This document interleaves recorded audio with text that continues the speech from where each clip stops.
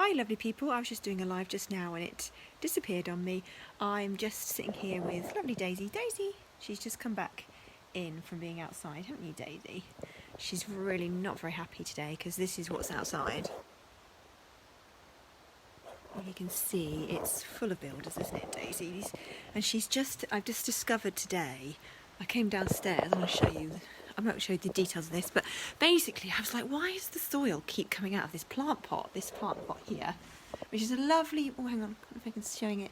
It's a lovely plant that my lovely friend Courtney, who's in this group, she gave me a tiny seedling when I moved into this house, and it grew and grew, and we repotted it. Anyway, Daisy, because she doesn't like going past the builders, because we're in the annex at the house, where my studio is. This is sort of I'm in the studio space at the moment, which is also kind of a bit chaotic, and I'll show you the underbelly of life here. It's really gross right now, yeah, Daisy's been using it as a bit of a litter tray. So I came down, she's just taking a pee in it. So she doesn't like going past the buildings. So through the door over there, through down the corridor, that's basically all open, and the builders are all working in there. So, and then at the other end of the corridor, they're doing some stuff in my bedroom, and her little space where her litter tray is right down the other end. So she has to go all the way past. Oh, hang on, poor network connection. She has to go all the way past all the builders in order to go to the bathroom. So she's not been doing it. Anyway, the reason I come in today was because I wanted to tell you a little bit more about what my Be.More program actually is and how I work at Be, because I realised that I do come in and give tips and little sort of snippets of things, but actually really explaining how it works, because there is quite a specific program that I follow, and it's a 7-session program. And some of you in here will have been to the intro workshop, which is designed to be that start point for anyone, no matter what your life looks like, what your experience is, whether you think that you're rubbish at meditation, whether you've never tried it, or whether you're somebody that has tried it.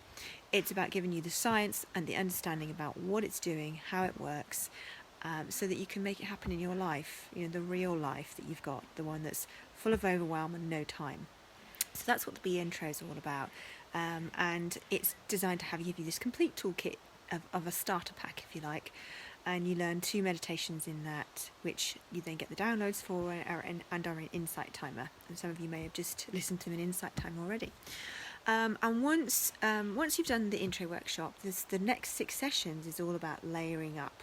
Because for me, I think that any kind of change comes about through layers, and it's about having layers that you can dip into at the right level depending on what's going on in your life. So, for example, somebody might go through the whole program and then life gets difficult or busy or whatever, and they might just come straight back to that sort of ground zero of just doing those basic fundamental practices to just keep a tiny bit of momentum going.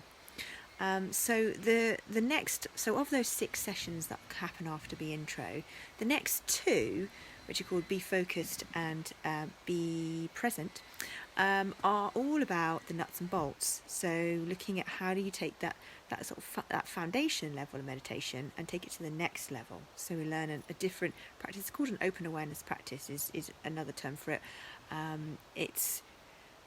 I suppose it's a hybrid of lots of different practices, but it's all to do with how you use your attention. That's the difference between the different types. So and I use an analogy of a sushi train actually to help you to visualize what it is that you're doing with your attention in meditation. I'm big on analogies, visualizing things, and making things super simple, because that's how I like to consume stuff. So that's what that second session is all about. It's like giving you a deeper level of practice. So if you imagine that the meditation's like the ocean, and we start off at the surface in our day-to-day lives, we're not looking inwards, we're not turning inwards, and then we sort of gradually drop down into those deeper oceans. And the great thing is that deep ocean that's always there inside of us is always still and calm, no matter what's going on.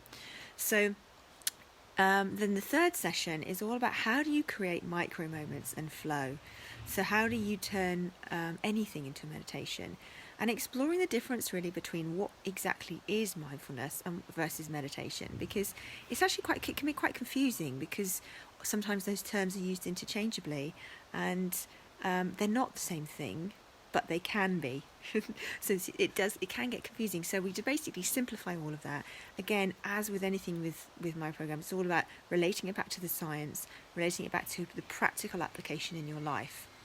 And those 3 sessions, so the intro, Be Focused, which is about, I suppose, actually about managing stress, and Be Present, those nuts and bolts form the content of a retreat day with me, the Meditation Reset retreat.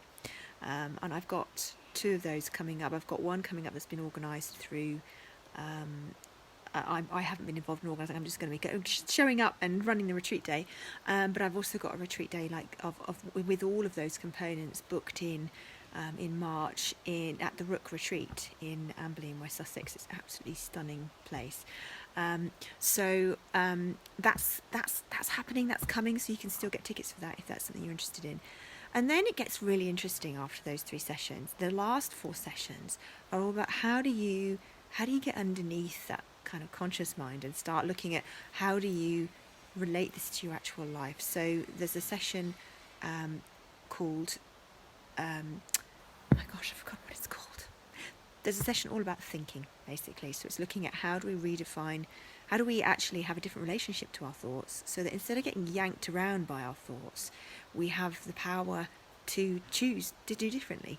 And we look at the science of thinking. So which parts of the brain, which particular networks in the brain are we working on in meditation? Because it can be really powerful to understand that in a really simple way, what you're doing, and it helps you to then recognize it in your day-to-day life as well. And then the next session after that is all about happiness, because happiness is one of those things that, again, there's a lot of confusion. What exactly is happiness? Where does it come from? How do we create it? So looking at the psychology of happiness, the science of happiness, but then beyond that, looking at, because one of the key things that I talk about it a bit, is about meditation, is about having compassion for yourself. And so we look at how do you feel your feelings, because meditation, it's not about getting rid of feelings. It's not about, distracting yourself from what the things that are going on in your life, although it can seem like that's what it's about. It's actually about allowing whatever comes up to be there and to be okay with that. And that requires a certain way of dealing with those things, and a way of being kind to yourself. So there's different practices. So for each of those remaining 4 weeks, the thinking week, the happiness week, there's different practices along with those core practices that you learn in the first 3, which we continue to develop and evolve. Almost kind of, you build the scaffolding in and then you slowly take the scaffolding away. But then these other practices come in that support the learning. So for example, in that happiness week, there's 2 extra meditations. One is about how you actually opening up around a specific feeling in the body, and you do that as a way of really having a different relationship to that feeling, but also allowing yourself to feel it and know how to deal with it. And then the final meditation in that week is actually a loving kindness meditation. Now, when I first heard the term loving kindness meditation, the kind of practical, sort of slightly cynical person in me was a bit like, what? Loving kindness? And it sort of embodied all of the kind of sort of stereotypes of meditation. But actually what's really interesting when you look at the science of that type of meditation, of loving kindness, actually it's really powerful, and the impact it has on your well-being, your stress levels, your connection to other people, the levels of compassion you show to other people and to yourself, it's really huge. So it's a really useful practice to get underneath, to really understand, and to be able to use in your life. So that's that happiness session. And then it moves on to looking at more broadly, like how do you know things differently. So there's a week all about knowing and looking at actually the quantum physics. So we start off at the beginning of the journey, realizing that I'm not the waves. I'm not the noise and the craziness. I can be separate from that. But then we come full circle in this session, looking at the quantum physics of actually how we're all connected. And again, there's practices that complement that. And then really the final session, the integration session, is about how do you pull all of that stuff together so that you have a really grounded model that you can use in your life, that you can, as I said at the beginning, you can layer it up and down so that it's not just this is how I meditate and that's it forever. It's how do I work out in any moment what it is that I need, so that I can actually give myself what I need in a sustainable way. So I'm really passionate about the program because I've seen the impact that it has and how it just transforms how people experience their life, and that's an amazing thing to be a part of and to witness. And for those people that go through that whole program, then once they're part of the Be community, then we have regular sessions, monthly sessions, where we pull out just a tiny thread of all of that stuff and we unpack it a little bit more. We meditate and we talk and we kind of keep the journey going, because actually it's really easy for momentum to be gone. You know, it's, oh, that's the course that I did last year. It's not this current thing that you can keep alive, because meditation is a bit like exercise or something like that, or a way of eating. It's not some finite thing that you do and then you're done. It's like about changing how you experience things and how you do things. So I've rambled on for quite a long. Oh, hi, Nicola. These notifications on here don't always tell me when somebody's popped on, but I can see you now. Hello.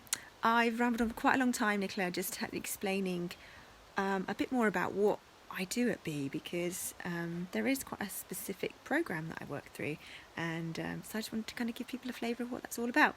And as I said, I have got a retreat day coming up in March, so if you want to get those nuts and bolts so that you can really use this in your life and really sort of start that journey, then get in touch, because it'd be awesome to have some of this Be community there as well.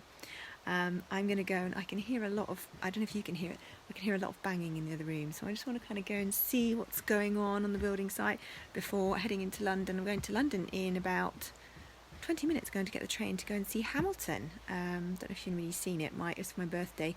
The kids and Andy are taking me to see Hamilton in London, so I'm very excited about that. Wherever you are on this half term, you may well be fully embroiled in running around after the kids, or not. Maybe you're busy working, but whatever you're doing, I hope you have a great day, and I'll catch you soon. Bye.